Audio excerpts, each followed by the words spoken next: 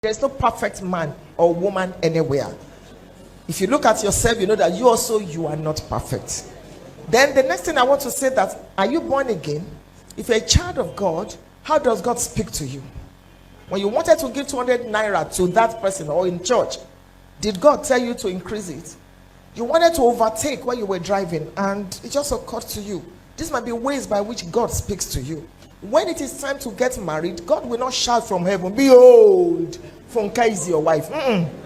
The same way you have trained your spirit, your mind, is the same way he's going to use to speak to you. So, and you're going to be able to answer these questions when you see the person. Do you like her? Do you love her? Are you ready to spend the rest of your life? Do you have peace? Every time you remember this person, how do you feel? Do you feel scared? You might want to maybe speak to your pastor. I don't know what happens in your ministry. In our ministry, before you go talk to a sister, we encourage you to speak to your pastor, because that sister might have been engaged. Somebody told me one day when I was pastoring a branch that God told him that this is his wife. I just pulled my drawer out and I brought the invitation card. I said, she's getting married next week. Which God told you? So to avoid confusion in the church, you might need to seek counsel or talk to. God can use anybody to introduce you, and then there is no time you will ever get to a situation and say, I have enough money now. No. The more you have, the more you want to have. The more you have, the capacity, this and that. And it's important to be the right person and find the right person. So continue to build your capacity. Water will find its level. And be conscious of the fact that, okay, I'm going to get married one day, so I cannot afford to eat with 10 fingers. Let me make some investments. I don't want to be dependent on my wife. I don't want to be taking offering from my wife. When my wife asks me for money, I want to be able to give. It makes a man to have respect, to earn respect. It doesn't matter how much your wife earns. You don't need to. Your money is our money. Her money is her money. That's how it works.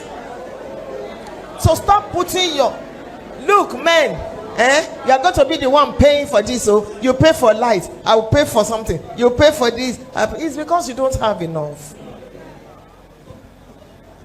So God needs to lift your head. And you are the one that will buy exercise book. Me, I have paid school fees now. So you want to kill me? I just shattered all those now. So as a man, start thinking.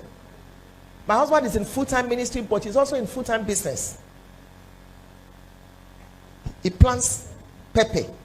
The money he makes from pepper, green pepper, taffin, jollof rice. My husband, fried rice, yes. He has poultry, eggs. If your ministry, and we have many branches. What do you do Monday to Friday? You are canceling. Times have changed. Hebrews 1:1. Times have changed. These people, you better do something. Farming is the future now. Even IT is shaking small. Farming is the future. If my husband's pigs, he sells 170, and that one delivered 18. One woman sold her pigs 3 million from pigs. And you sit there, you are praying in tongues. The angels don't even understand what you are saying. Even God is asking, what's he saying?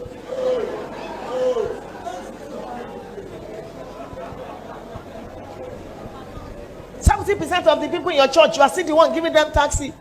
You pay their school fees. Do something. That fertile land everywhere. Get people. Pay them. Let them. If you see his farm. And I told you the last time I came. Me too. So I can wear what I like. I can give in church. This is wisdom speaking.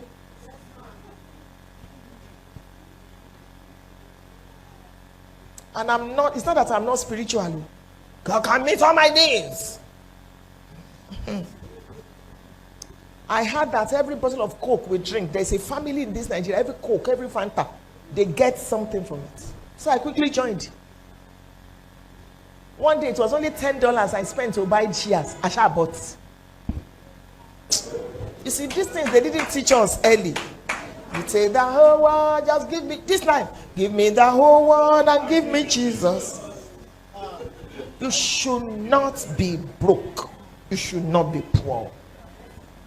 You should not be broke perpetually. If your church is building, whether you are whatever, your own should be there. I know what I'm talking about. So you have the capacity. It may not look like it, but we don't work by sight. Is it okay for a Christian to marry a Muslim? No. No. Because the word religion in Latin, it's religionem, which means to bind together.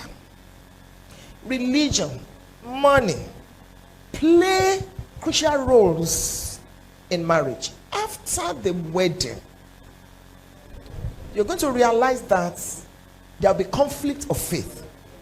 On Sunday mornings, you're going to church, he's going to the mosque. When you have children, how do you want to raise them? You say, but my man is very liberal. Let me tell you the truth. There is something going on now. They are trying to marry Christian ladies because we are submissive. We are good girls and all that. It's a tactic of the devil. Do you see these? I don't want them to be quoting me now. Do you see these actresses? Because of money. I look at them and I'm shaking my head. The money that you can make, because the man is taking you to Maldives now, taking you to, that you can buy the ticket to, you change your faith. When eternity comes and there is no more Gucci bag. So my dear, be careful. Be careful. Faith, religion plays a role so that you will not say you were not warned. It's not all that glitters that is gold. There is more to it than I like him, I love him. Every marriage goes through some stages. The first stage is honeymoon. The second stage is reality stage. Reality is different from the 5 phases. This is stage. If a marriage will break or it will stand. And the way they are raised. I've learned this thing in law. The way they are raised. Except Acts chapter 9 happens again. It's not likely to become a Christian.